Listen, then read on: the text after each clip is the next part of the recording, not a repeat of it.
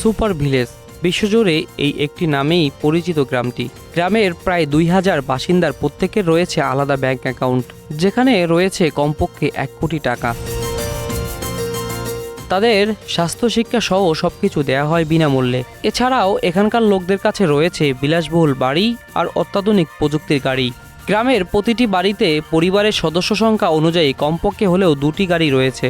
শুধু তাই নয়, এখানকার লোকেরা গ্রামের বাইরে যে কোনো জায়গায় যেতে ব্যবহার করেন হেলিকপ্টার।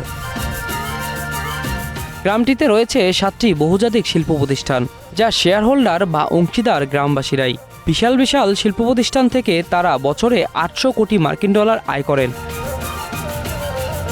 বলছিলাম চীনের জোয়াংশু প্রদেশের সবচেয়ে ধনী গ্রাম হুয়াক্সির কথা।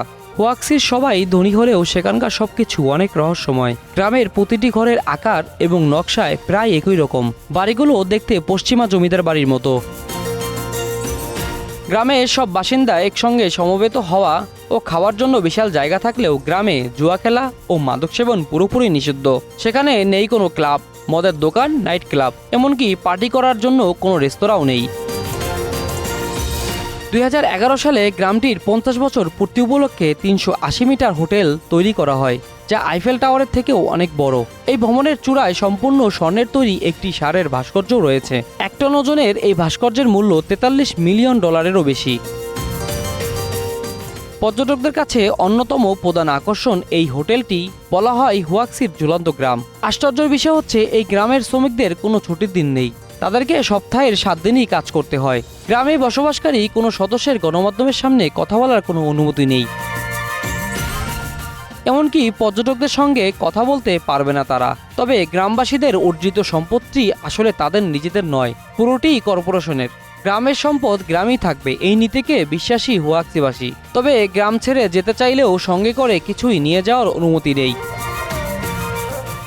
1961 সালে গড়ে ওঠে গ্রামটি। স্থানীয়দের মতে প্রথম দিকে আর 5টি গ্রামের মতোই ছিল হুয়াক্সি। তখন গ্রামের বাসিন্দারা খুব দারিদ্র ছিল।